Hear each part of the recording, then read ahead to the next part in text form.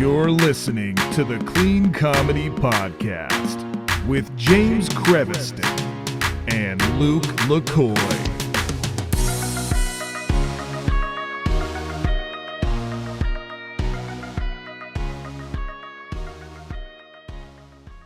Hey, everybody, welcome to the Clean Comedy Podcast. It's James and no Luke, no Danny, no co-host, just going solo. They're leaving me out to dry this year. It's okay, though. I have a great guest. One of our good friends is back with a great new song. They're very funny. They're very talented. Mr. Ben Kight. Ben, welcome back. Hey, good to be back. Now, I'm no Luke, but I will do my best. No, you'll do fine. You look like you're bundled up to go ice fishing. Dude, it is, like I was just telling James, it is here in the great state of North Dakota. It is negative 31 degrees today.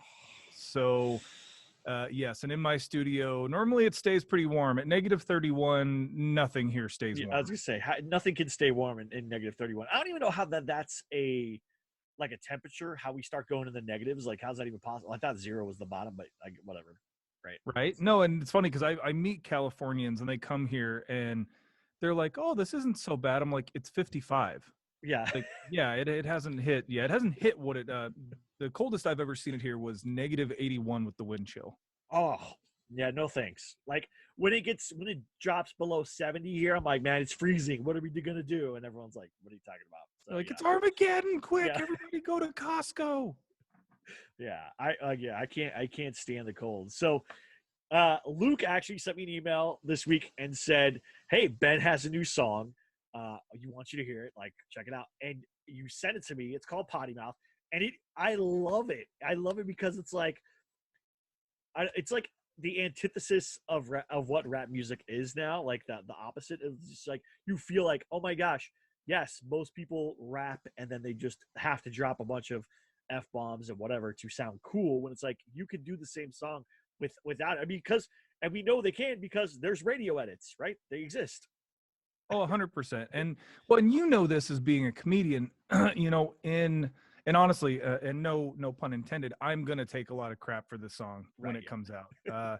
And the thing is, like I said, as a comedian, there are a lot of comedians that will use, language as a crutch, right? Instead of going like, well, how can I rewrite this joke to where I don't have to drop an F-bomb, I can come up with something funnier. And they're like, nah, I'm just going to be lazy and drop the bomb. And so my kind of thing, well, and here's the thing too. So it's not a crutch, but it's a hindrance for me as a songwriter. So what happens is, once I start working on music, the second that I have a chorus in mind, it just pops into my head and I have to go with it. And unfortunately, I have songs upon songs that I will never release because whatever popped into my head is so stupid, but I can't not sing it to that chord. You know what I mean? I can't replace it. And so it's kind of like the old Mitch Hedberg joke where he says, what is it? He talks about, he goes, sometimes when I'm laying in bed late at night, I think of something funny and I have to decide if it's, I'm butchering the joke, but he has to decide if it's funny enough to get up and write it down, or decide it's just not that funny. But that's kind of how I am, where it's just like, with this song, that's literally, the chorus is literally, that very first line of the chorus is the very first thing that popped into my head when I heard the chorus. And my daughter happened to be hanging around in the studio, and she's 6. And I'm like, hey, and it's kind of on the recording. I said, hey, what do you think would be a good idea for a song? And she's like, not being a potty mouth. And I'm like, okay, that's what it's going to be then.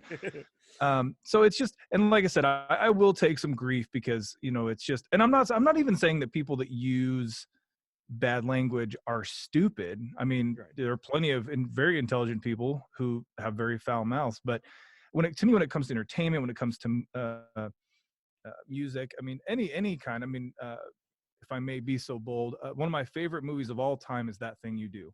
Love it. Oh yeah, I love that movie. I think it's one of the best movies ever made.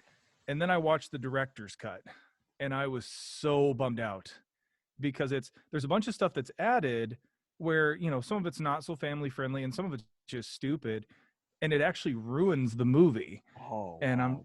It's so strange. And so, but Tom Hanks, in his mind, he goes, no, this is the movie. This is the best cut. And I'm like, no, it is not the best cut, sir. So I mean, yeah, that's the basic preface, is just like, for those of us who really do try to, and again, most of my stuff's, I mean, I'll just be honest, most of my stuff's pretty stupid, but it's just who I am. It's what I express. And so for me, I'm just like, I just don't, it's not really a part of my everyday life. I don't go around just dropping F-bombs. So I'm like, why would I put it in my music? Yeah, no, and that makes sense. And that's the thing is, that's why clean comedy also appealed to me. Is I don't usually, walk around cursing or whatever. Yes, I was a sailor, and I can curse like a sailor, but I don't, and it makes things a lot easier. I mean, I absolutely love all kinds of comedy. Like that's everything. Like I'll watch Chappelle, I'll watch Carlin, I'll watch just watch Mark Norman, I watch Dusty Slay, like whoever, because everybody has a different thing, and it doesn't bother me when people curse. But I sometimes go, man, that joke would be so much stronger if you drop that word. Like you don't need that. You can make that joke pop without that word. And I think you're right. Sometimes people use it as a crutch. No, I think you're exactly right. I mean, I watched Chappelle's new special. I thought it was brilliant. Yeah. I really enjoyed it. I've laughed at stuff Big J Okerson's done. I've laughed, I've laughed at all this stuff. For me though, have you seen Jim Gaffigan's new special yet? Yeah. We just watched it the other day. I loved it, actually.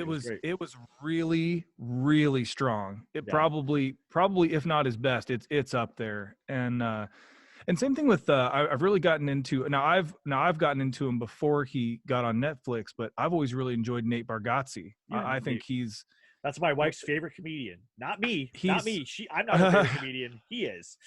Well, and I tell you what, there's something about him, like and he does have a similar delivery to past comedians. Just kind of that deadpan, like, kind of, he's like a soft-spoken curmudgeon. I love that. That's a good. Well, he's like what would happen if if you were to turn down Mark Maron like 99%, like, because there's Mark Maron's just angry at the world, where Nate's just kind of irritated at the world, just slightly, But I think I agree 100%. Now, and it's not to say, again, no one's going to argue and say that Chris Rock, Dave Chappelle, enter James Carlin, other people, you're not going to go, well, they just weren't very good. Oh, no, they're brilliant.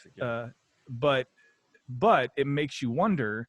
And Carlin too. I mean, Carlin, if you look back at some of his jokes, you can tell that he wrote around. He's like, well, I could have said this, but instead he goes, you know what? I had this. You know what? I'm gonna put in 2 words instead of that 1 word, and it's gonna make it even better. Yeah.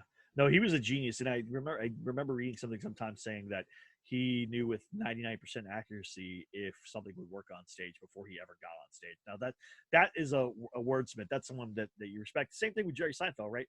Jerry Seinfeld is a wordsmith, and he doesn't use language, potty language, potty mouth, to do it. I mean, that's the fantastic part about Jerry, and everybody gets him. Now, there's a lot of people who say, oh, he's a hack now, but no, he's not a hack, because everyone stole his style, right? Mark Norman, who I love, is a dirtier version of Jerry Seinfeld.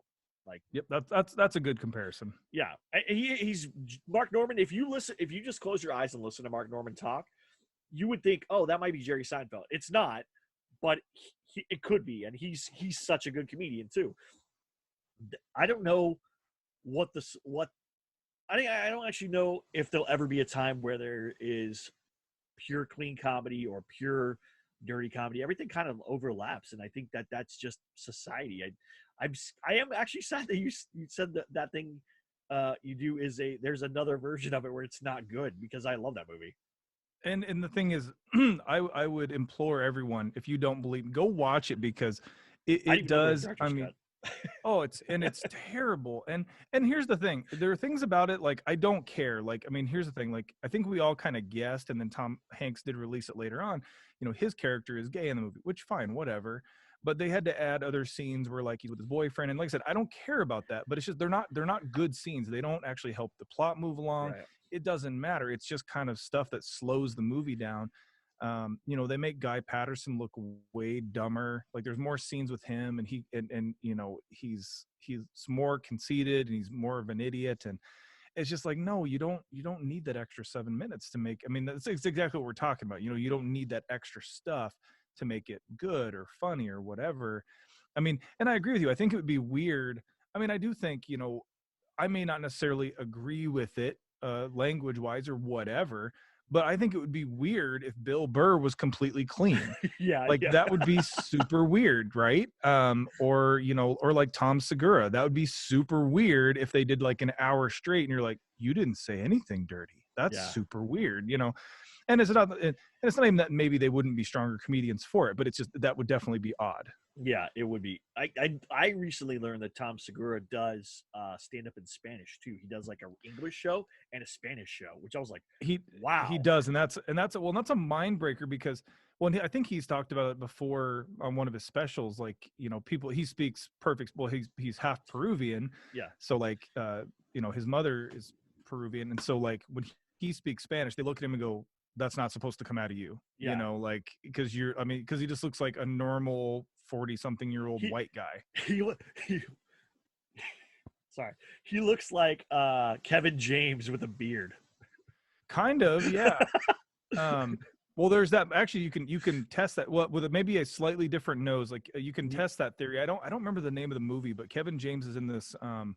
It's what I would call like if you mixed. I can't remember that Jodie Foster movie where like people break into her house. If you mix that with Home Alone, like it's kind of like a thriller, but Kevin James plays like a killer. It's weird. Oh, weird. Okay, I've never seen that.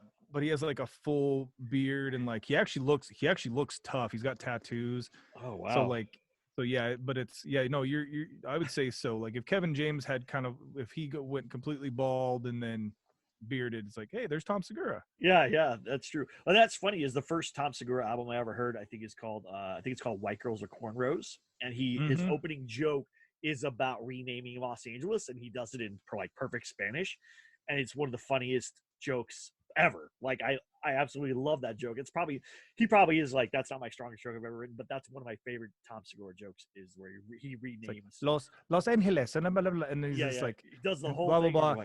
And the Angels are tired. Yeah, the Angels are tired. I love that. That because I live in LA, like not 100%. Like I'm like, oh, I get this joke. Yeah, it's really funny. So when you do a song like this, do you then decide you want to do an album, or is there gonna be an album tied to this, or is it just one song? One of the biggest problems with the music industry right now is that, well, I mean, and there are pluses and minuses, I'm sure, with comedy as well.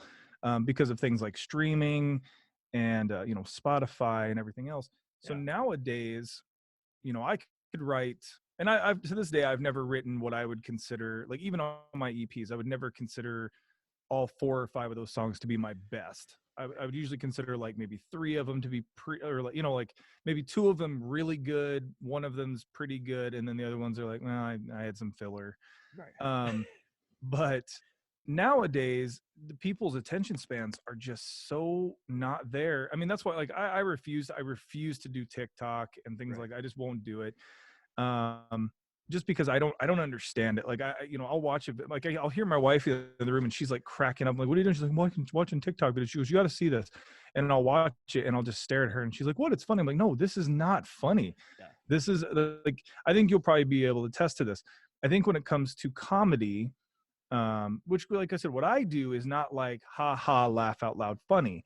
And I actually do, and I mean this in no insult to Nate Bargatze. A lot of his stuff is not like roll on the ground laughing, but it, like when I go to a comedy show, I'm usually the guy who makes comedians feel uncomfortable because I'm enjoying myself. I'm enjoying the show, but it takes a lot for me to really laugh. Yeah.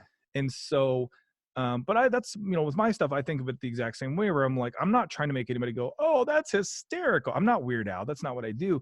But I'm hoping that there's like an underlying message and makes people go, oh, that's kind of a clever line. Oh, that's kind of a, clever line. Yeah. But it's, but as far as like an album, sorry, this is like tangent cast with that's me. Okay. No, I'm not going to release it. I think this year, I'm just going to release a lot of singles and try to do the best ones. That makes sense. Because I mean, and I'm sure you've probably had this too, where like maybe you write a joke and you're trying to figure it out and you're trying to figure it out and you're banging away and banging away.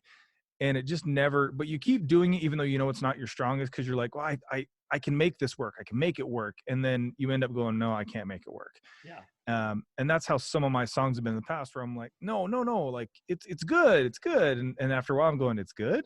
Yeah. And it's like, no, it's not good. So no, I think from here on out, it's going to be a lot of singles, or maybe like really tiny EPs, 2 or 3 songs. Because like I said, nowadays it's just like, well, and as you know, there are a lot of bands that come out where, and I don't understand. And like I said, I think everyone has a different ear, whether it be comedy, music, television, movies, whatever. For me, I can listen to 10 songs and go, well, yeah, that's the hit. Yeah. But I don't really like the rest of the album. Like nothing on this album is as good as that song. And that's where like writing a really good record, whether it be, hip hop, rock, jazz, whatever, it has to flow. You don't want to start with your best song first, because then the rest of the album's a letdown. And so there really is a rhyme and rhythm to, putting like, one of your best songs first, and then kind of like maybe putting a song that's pretty good, then putting your hit, and then, or, whatever, just making it to where, it's a nice flow throughout the whole thing. But no, I think for me, well, and life's gotten so busy, and then with COVID and everything else, there's zero touring. Well, has the Spotify thing hit you at all? Because I know like they took a lot of comedians off Spotify. Is that something that has hit you or affected you at all? My stuff's still on there. It's definitely, they definitely changed their algorithms, because where certain songs would get thousands and thousands of plays, all of a sudden it's like it's cut in half, or like 75%. Like, what in the world just happened? And so it's either because on there, of course, if you're using keywords or whatever that would normally propel people to your music or your comedy or whatever, it doesn't work anymore. And so it's like, oh, well, but I'm using, this hashtag and this hashtag. How come it no longer works? Or how come I was associated with this act, but now I'm associated with this? Like, it doesn't make any sense, because it used to be, I was, like on Spotify, it's like, oh, he sounds like blank, blank, blank, blank. Right. And now all those have disappeared, and it's like, oh no, he sounds like blank, blank. I'm like, I don't sound like any of these people. So something definitely changed. Now, what do you think about like YouTube rappers? You're big. The big one that I've been recently like introduced to is Tom McDonald. And I had no clue who he was or whatever, and someone set me up. I thought it was a joke, actually. I thought the song was intended to be a joke, which I'm sure it was. But it's also kind of, whatever. I don't know if you know about Tom McDonald, but I know the name. I haven't heard any of the stuff. Yeah, it is kind of just making fun of like political stuff. It was funny, the one that I saw. But is YouTube maybe an option, like making your own music videos or something? Is that something that you've thought about doing too? Possibly. For me, because music's now, once upon a time, music was my main, income, my main job. Now, just with COVID's really kicked us in the teeth, in as much as, well, like I said, there's zero touring, there's zero, any live stuff. Well, and for me personally, and like I said, and this is for, I do think everyone should make it their own choice. I didn't want to play venues that required COVID vaccinations, because I just didn't want to cut out. I didn't want to cut out a section of people. I just didn't think that was right. I'm not worried about getting any of the variants myself, but I understand that people don't want to go into certain venues. They don't want to get sick, blah, blah, blah, et cetera, et cetera. Yeah. But I was not comfortable with that. In fact, actually, I was so livid. I was in Minneapolis, and I was just there for some work stuff, and I just happened to be there on the day that Nate Bargatze was going to be there. And I was like, oh, phenomenal. I'm going to go see him. And I couldn't, because at that moment, like, I had not been vaccinated, and the only way you could go see him is you had to have proof of vaccination. I was like, doggone it. And so, that, that really stinks. And it was what it was. I'm not going to tell a venue what they should do, and that's perfectly fair. But no, and YouTube's definitely an option. The hard part is, now with the way things are, everything is so expensive. My wife and I went to the grocery store last week or week before, and it was like $500, and I go, $500, and I'm like, normally we spend like 240, 230. And you start going over your head, you're like, oh wait, this went up 100%, this went up 150. Yeah. Oh, good Lord. So I mean, it's so even finding the time and money because I mean, I have enough stuff where I can record a music video if I want to. Yeah. It's also fun, but for your listeners, I live in the middle of nowhere. Right. So, finding other people I mean, honestly, what I'm strongest at is, audio production, video production.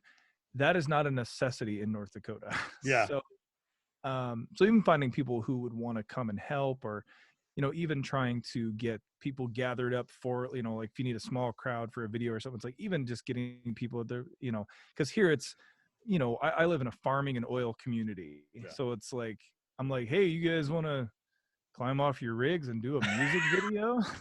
Do you remember the Zach Galifianakis version of Kanye West's song "Can't Tell Me Nothing"? Do you remember that? Oh yeah, that's Yep. what I always think of. I love that. That's one of my favorite music videos of all. I think it's just 100% hilarious. I don't know, that might be an option. Well, and there's I've got a buddy. He lives up in Canada. His name's Mark Dirksen. I really like what he does. He's kind of like, he does what I do, but his flow is way better. I mean, he's a really, and I've never been shy about it. Like, honestly, I hate most hip hop. I really do. I can't stand it. But for me, it's just a creative outlet to do. I think it's fun. I'm a storyteller. I like telling stories, and I find that hip hop and rap, you can tell more. I mean, not always, but a lot of times there's a lot more space for words. Right. And so you can tell a much longer story than, I mean, because like there's some things I don't get. Like, Bruce Springsteen, I still don't kind of get. Like, I think some of his songs are okay, but I'm just like, dude, I really don't care about that turnpike in Jersey. Nothing personal. But for me, but Mark, as I was saying, he lives in Canada, and he and I were working on a song, and and again, I'm completely tied to whatever pops in my head, and so we started working on a song called Water Parks, and it's literally about going to a water park and just having fun, and I was like, gosh, this would be so much fun to shoot. But like I said, he lives in Canada, so even if I wanted to go up there, if he wanted to come down here, it's almost an impossibility right now. So but no, it's definitely, I think that's definitely on the list of like, man, I would, this summer that would be fun to do for sure.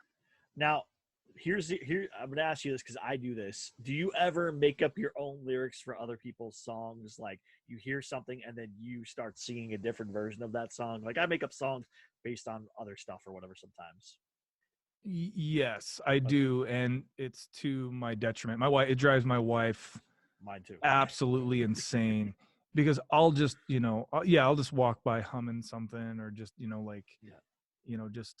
mean, and I think we've all done it at this point. I remember my mom did it when I was a kid, and I only remembered it because I did it. But I was just walking through the kitchen one day, and I was like, there's a bathroom on the right, doing CCR, because we've all done it, and it's like, and I'm, and it's, I mean, it's very hacky, but like, but no, of course. I mean, that's definitely, we've all got an inner Weird Al.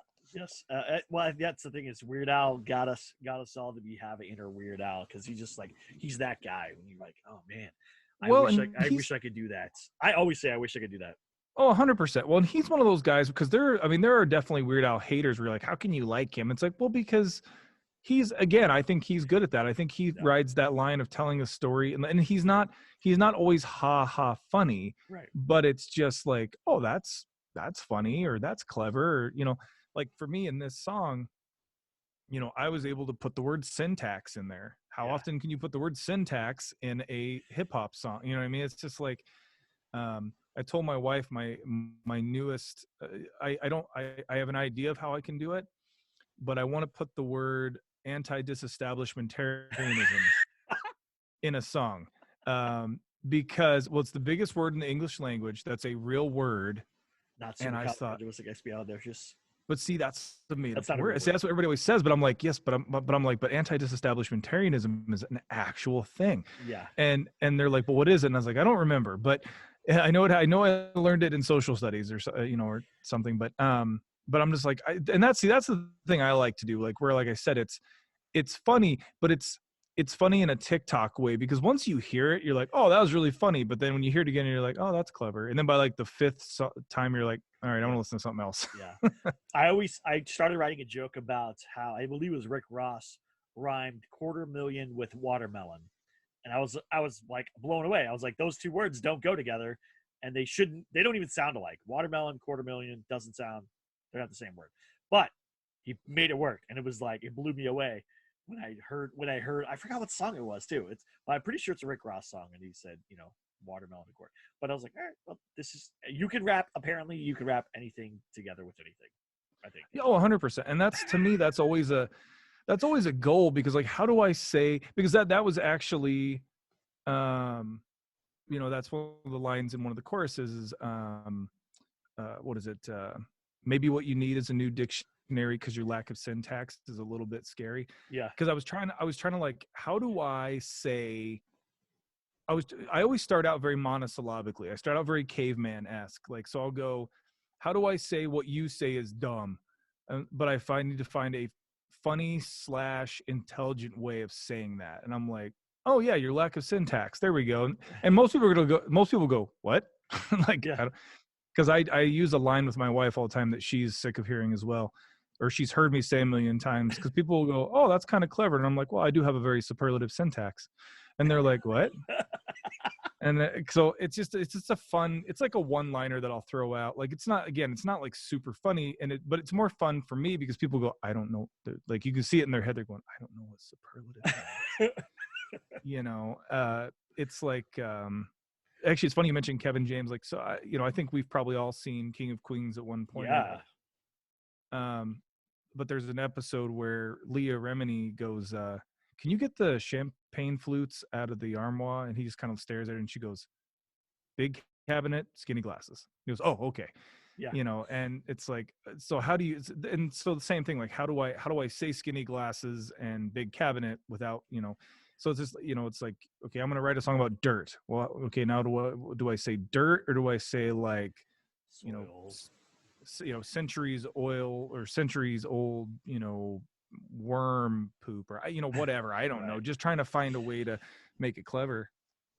And so I think I've asked you this before, but maybe I haven't. What's like, if I wanted to turn a joke into a song, what's the starting point? Is it like, do you start with the chorus, or do you start with the main idea? Are you saying like, I want to sing about XYZ, or you start with what I guess would be technically the punchline for a joke that would be the chorus for a song, right? Is that right? Yeah. And I think, for me personally, and everyone's different, but because I do think of it, actually, even, I've done a little bit of comedy here and there. I'd actually like to get back out and do more of it. There's not really a big comedy scene here.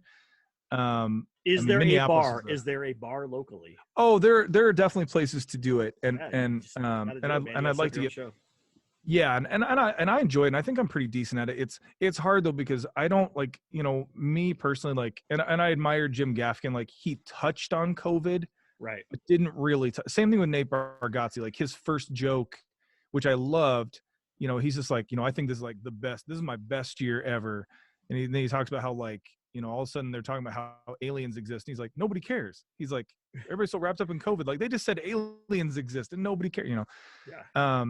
But that's the thing too, is, for me, like, I definitely don't want to talk about COVID. I'm sick of talking about it. For me personally, and I've had to go back and kind of get rid of some of my old jokes, because I was still doing jokes about eBay. I'm like, okay, no, nobody wants to, because, like, some of my jokes, and I won't give away the punchlines, but where you get people who would literally sell, like, because we all know, you jump on eBay and it's almost gotten to the point now. It's a garage sale online. That's all. Exactly. That's all it is. And it's not even good. It's like when you go to a garage sale and they're selling, like, used panties for 10 cents. And they're like, it's and what people don't seem to understand is like, well, yeah, but it's a good deal. I'm like, no. Like, if it's human waste, it's human waste. It doesn't matter how much it is or how cheap it is. It's like, no, that's a used pair of underwear. That is a used, like, I can get a whole, like, my wife can go buy a pack of 10 of those for $3. Right. Why would we spend 10 cents on someone who's worn this 250 times? But to answer, again, tangent cast, to answer your question though, for me personally, I always go punchline first. Okay. I always go, okay, what's something, so I mean, perfect example. So I had a song years ago, one of the called That Day, and I really like that song. I want to go back and redo it because I think I can do it better. But it sounds like, so the whole song leading up to the chorus, and I'm giving it away for anybody who wants to hear it, but it sounds like it's either a friend of mine who, well, basically it sounds like a friend of mine who died. And so it sounds like a really depressing, sad song. And then come to find out, when you hit the chorus, it was the day that my Nintendo died. Right. And it's like, oh, okay. Oh, okay. Because like, I like to do that. And I don't do that with every song. Some of mine, literally, my song, Mr. Feeney, is literally about Mr. Feeney from Boy Meets World, because he literally, and I think I put it in the song, he literally he became a parental figure in my life. Like, that became TGIF was very formative for me. And so, as the characters in that show were growing up, so was I. So like he became like a fixture.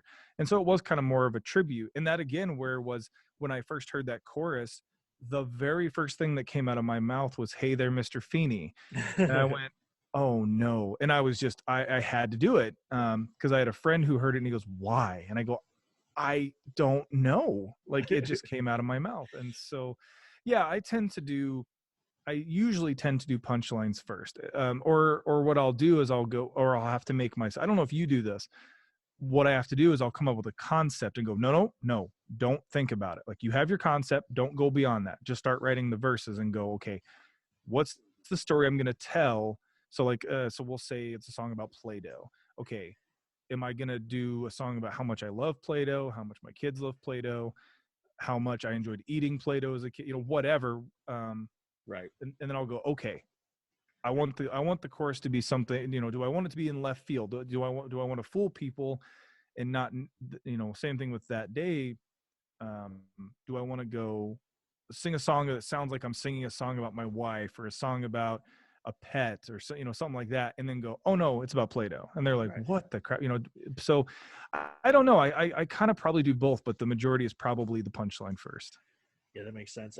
That's what I usually do, is I usually think of, there's like a funny idea, and then I have to figure out how to get to that idea. And so the joke is there, like this funny thing. Like right now I'm writing a bit about my daughter showing me music that they like. And there's a girl singer, Olivia Rodrigo, who has a song about getting her driver's license. And I'm like, oh, this is cute. Like, you're singing about, no, it's not about that. It's not about a driver's license. And then not at all. Her next big song is a song and the music video of her being mad at the guy from the previous song and basically burning his house down and stuff, and how much she hates him. And I was like, what is happening right now? This is such a weird, and they're such weird songs, but so I'm working on a bit about all of that. And I think it's funny because it's like, wow, because when I was growing up, either music was angsty music or was upbeat music, right? There wasn't like really a cross. You didn't really get like angsty to upbeat at the same time. So it's kind of interesting that she did that. And I mean, good for her. She's actually a pretty good artist. I'm surprised. And I was like, oh, okay, I like this. It's not bad. But you should find a way to weave in, like, you should be like, isn't this girl, like, she really is our new, like, Hannah Montana, right? Like, she's writing these real cutesy songs, like about going to the mall and burning her boyfriend's house down. Yeah.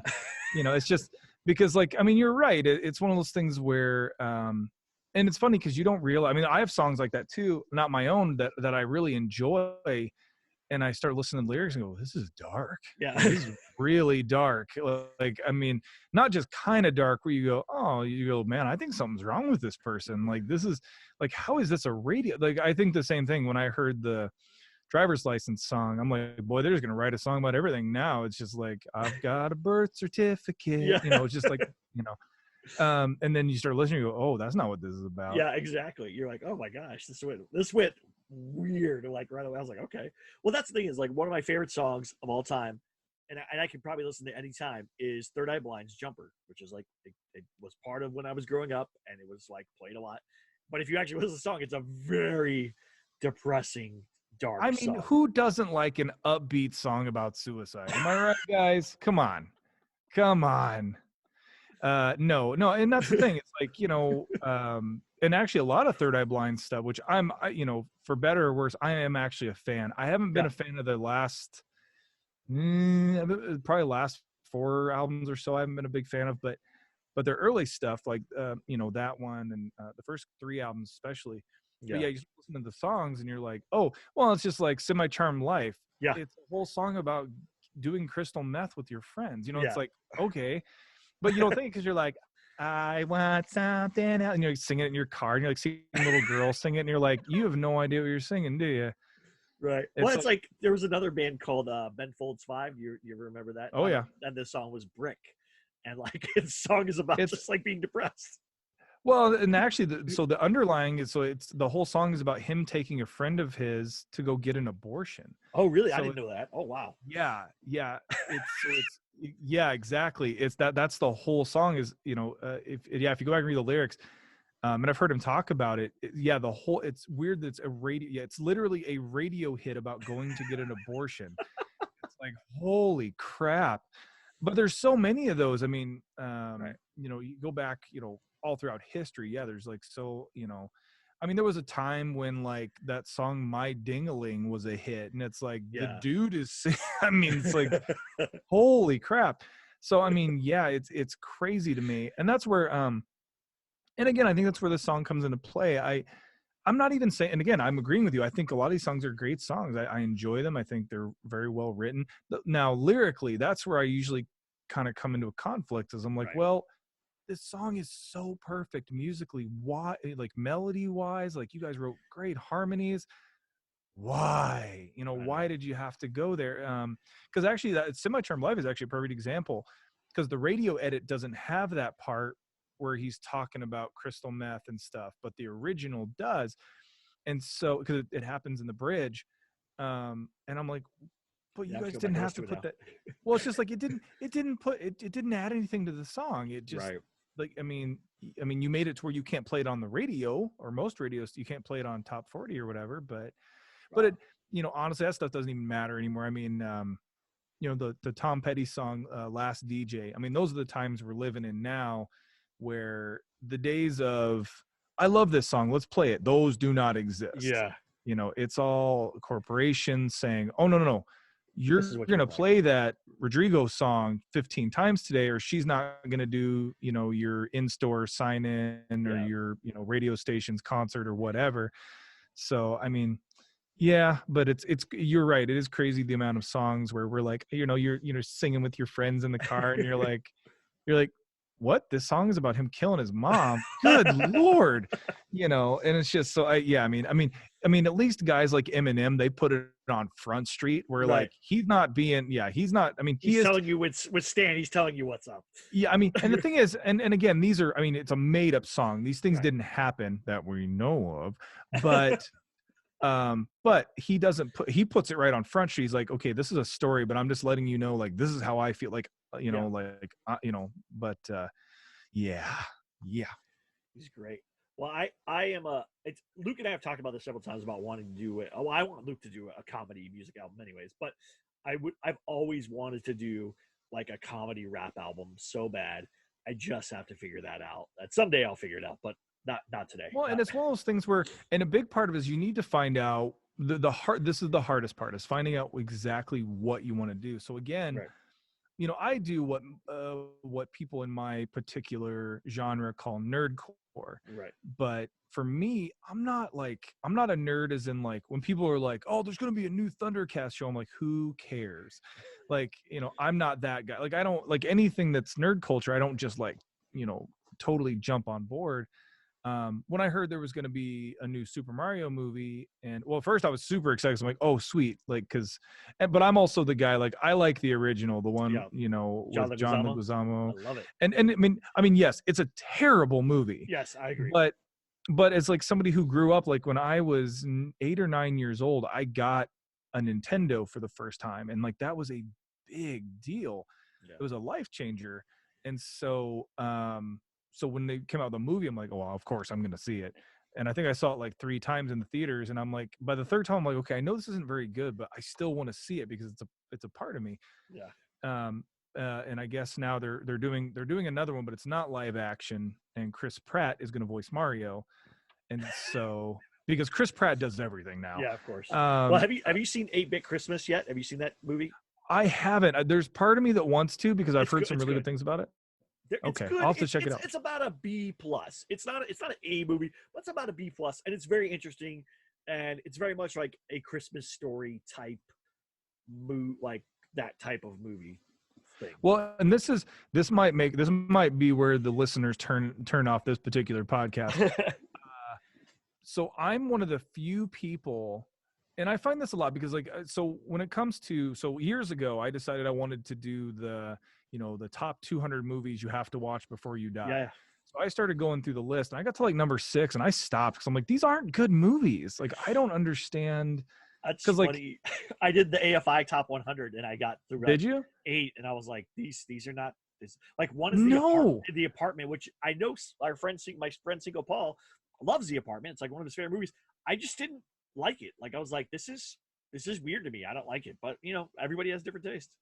Well, the thing is, there are certain things that we like because we just like them. Like, it doesn't mean they're good. You know what I mean? Like the thing that drives me crazy about Citizen Kane, I think Citizen Kane is one of the most boring. I don't find it entertaining. Right.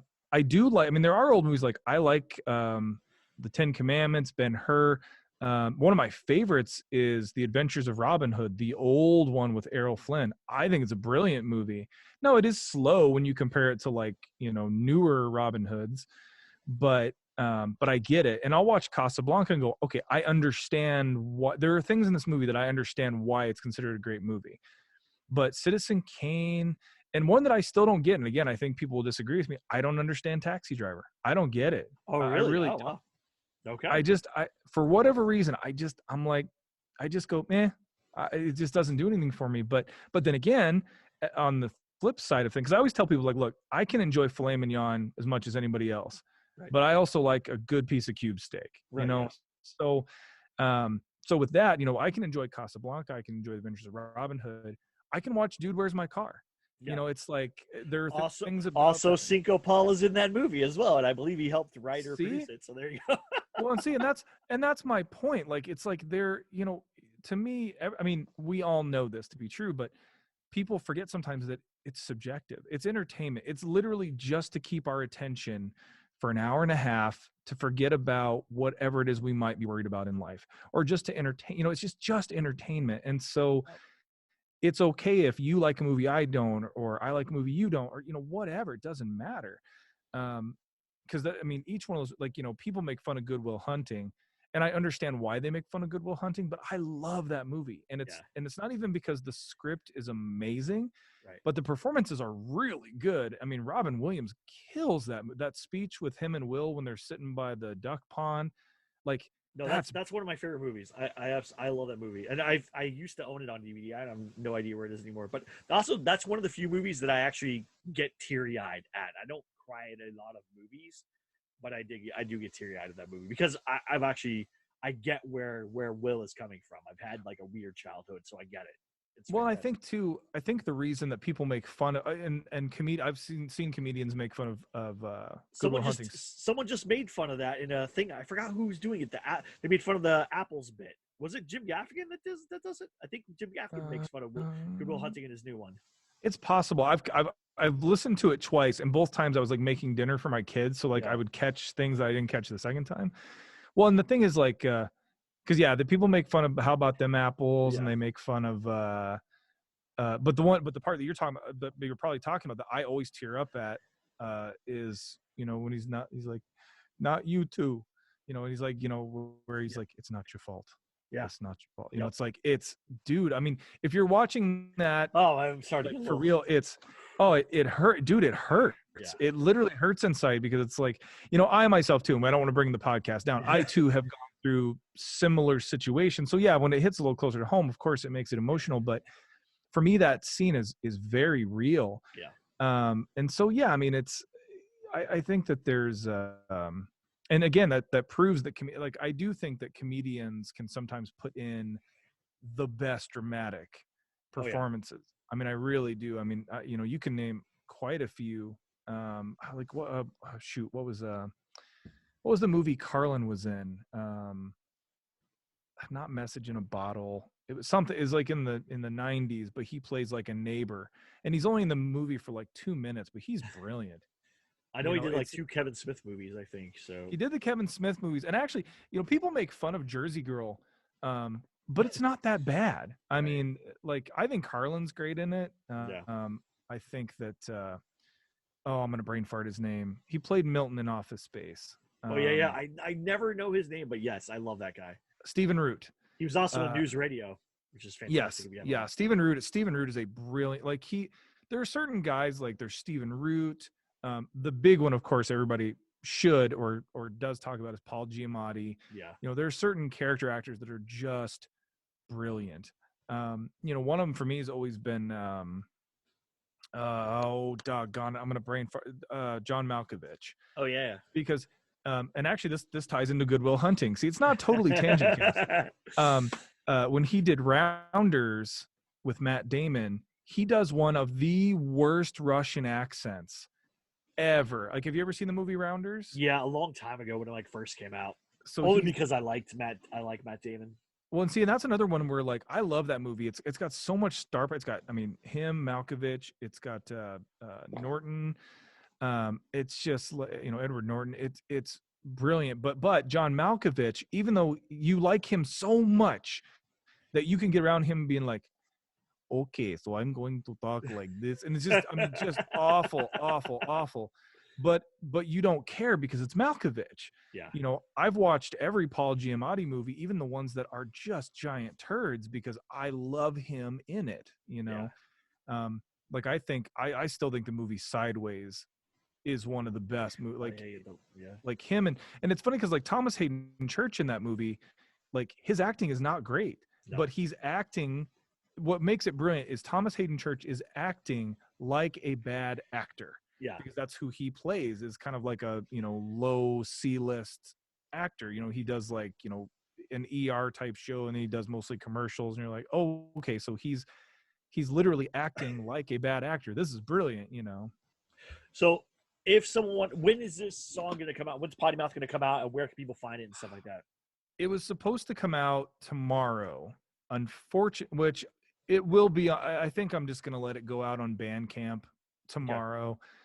For those listening, Friday, which actually this will already be out. So it came out on the 7th of January. Yeah. But as far as on iTunes, I don't know. The problem is when you release an album digitally, it has to be approved and then approved again and then approved for distribution across all of the different platforms. And so sometimes it can take 2-3 weeks, and it's been in the queue for like a week and a half now, and it's going very slowly. So I mean, I hope by, we'll say, the 14th, I hope on everything. So we'll just keep an eye out for it and stuff, and make sure that it's out there, and we'll link it to everything and stuff. That's awesome. And where can everyone find you at? So nowadays, and for whatever reason, I decided to not repay for my website. So the main website is now gone. But I'm always on Instagram, always talking. So Instagram, I think it's still Ben Night Raps, BENKNIGHTRAPS. I return every single, maybe to my detriment, I return every message, even the ones where like, dude, you suck. I'm like, right back, I'm like, thanks, man. So I'm a big fan of that. Like, I take the approach of Dane Cook during MySpace. Like, right. I want to have a relationship with people. So, I'm not a big enough, maybe once upon a time, a decade ago, I had a little heat, but now I'm like, I'm not a celebrity. So it's like, you know what, if you're kind enough to write me a letter or an email, you're going to get a reply. So, yeah, Instagram, I got rid of my Twitter because I couldn't take that cesspool anymore. No. Ugh. I just made a Clean Comedy Podcast Instagram. So there is the Clean Comedy Podcast 2 posts up. It's brand new, but it's there so that I can have something, because I don't want to do Twitter again. I hate Facebook. I'm not doing TikTok, none of that stuff. But I was like, all right, this gives me the option to put pictures up, to put videos up, to connect to people. So, and a lot of people were like, hey, how can you help me promote the show? Or can I help promote this? And I'm like, I have no way. So I want to offer something to somebody. So there is, at the Clean Comedy Podcast on Instagram now, does exist. It's there. Nice. Very nice. Well, and then, honestly, and let me ask you this, because I know we're kind of winding down. Yeah. When it comes to, why do you think, because I would love to see comedians do this more, and some do. Why do you think that? Because musicians, I found that musicians, if you could find that they would do this too, why don't comedians tweet? Well, I won't say tweet. Why don't they Instagram each other's dates very much? Oh, well, there is it's more about promoting the event that you're on, or cross promoting an event that you're going to be on with another comedian. So you won't see like Tom Segura repost like Joe Rogan or something, unless they're going to be on a show together, right? I mean, they're friends or whatever, but it's not gonna happen. That just doesn't happen because there's too much. It's too much noise. So you have to kind of find your sliver of the pie, and then if it crosses over with someone else's sliver and you can get a piece of their pie too, then you'll do it. Otherwise, they don't do that. That's just it's just how it is now. I mean, there's too much. I mean, how many comedians can you name off the top of your head? Probably back in the 70s or 80s, you could probably only name a handful, 10, maybe a dozen. Now you could probably name 20 to 30 comedians that you know by name, Well, and there are definitely so many. Like, it's crazy. I mean, of course I know a lot of the major ones, of course. I mean, if you have Netflix, Right.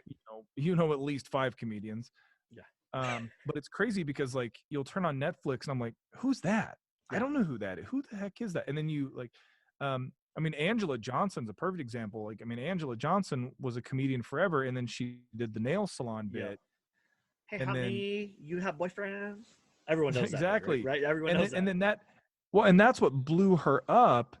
And then same thing with like Jim Jeffries. I think when Jim Jeffries first came here, I mean, when he first came to America, I think he had a stand-up special within like 5 or 6 months. Yeah. I think it was an HBO special, but it was because somebody had like gotten his clips. Same thing with Bert Kreischer. When Bert Kreischer did, I mean, Bert Kreischer was probably doing like, 600, 800 people.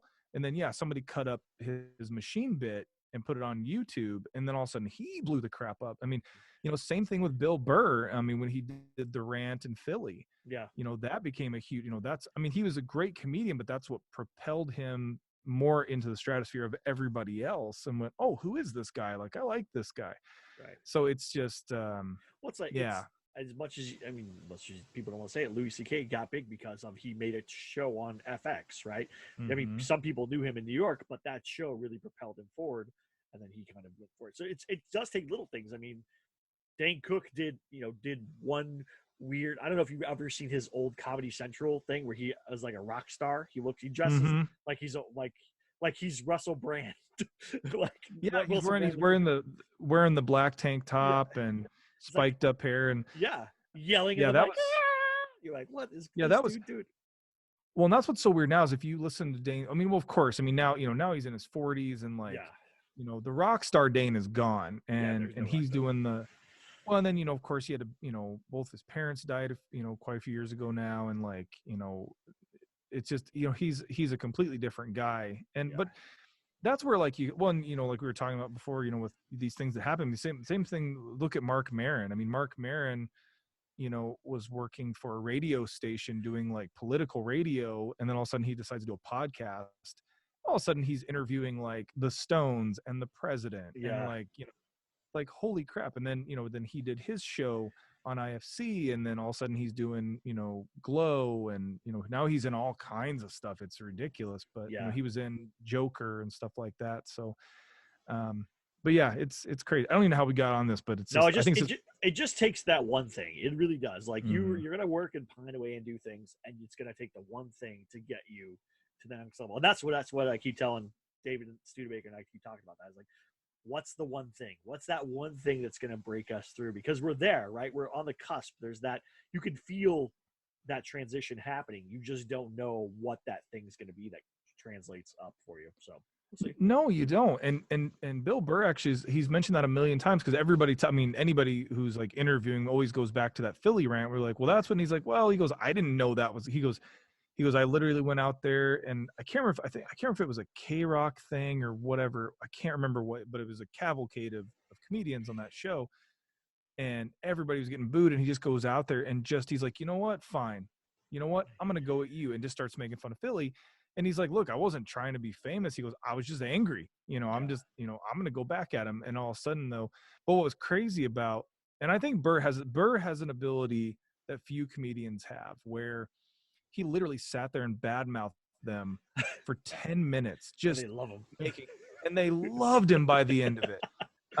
Because I think Mark Maron's the same way. I think both of them are a different kind of curmudgeon.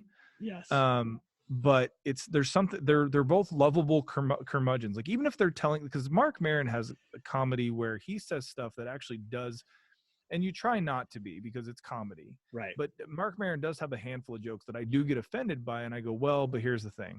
Yeah. He's that uncle that comes to Christmas that everybody's like, kind of like, well, we love him, but and so it's like, by the end of it, I still go, okay, he's still funny. Like, he's Mark. And we always have to remember that when you guys go on stage, I mean, I'm telling you something, right. Whether it's 10% or 100%, it's a caricature. Right. It's a version of you up on stage, where, I mean, there are very few people, like probably the person that I would say is most like, I mean, Stephen Wright is that guy, which is super weird. Yeah. He's like, hey, he talks like this, and he's just really slow. Real quick though, actually, before I know we're winding up here, have you ever heard Stephen Wright's what is not I Want a Pony? It's something. Yeah, something. I had a pony. I thought. Is it I Had a Pony? I don't know, hold on. It's that joke he talks about. And I mean, it's totally made up, because right. I mean all his stuff is made up, where he's just I have a pony is the I have a pony. Yeah. So he talks about where he worked at a planetarium. Yeah. And which is already ridiculous. You're like, Stephen Wright did not work for planetarium, and he's like, well, we had a softball team. Like, no, you didn't. And then what makes it more ridiculous is that he's just like, so we'd play these other planetariums, and he's just, I don't know who that was. It was like Stephen Wright meets Owen Wilson. Stephen Wilson. But Steve-O.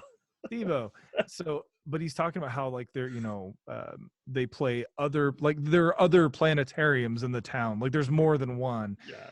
And, because the whole joke is like, the first baseman's on, or Mercury, the second baseman's on Jupiter, third baseman's on Earth, whatever. And he's like, then our first game, we were all way too far apart. It's just like, it's a brilliant joke. But what's really funny though is he's never changed. Like, from the first time I saw him, like, I mean, that guy, he's also kind of a weird sniper, because he was on things here and there. Like, I remember seeing him on Mad About You when I was a kid, and I was like, who's that guy? And I was like, oh, that's Stephen Wright. Holy crap. Yeah. But I don't know, dude, I'm so sorry. When I come on the podcast, I feel like we just do, like, it's all good. You should rename the podcast Tangent Cast whenever I'm on. No, it's fine. So everyone can go find you, Ben Knight Raps, on Instagram, and then you'll have all your other stuff on there, and then we'll look forward to the new song coming out.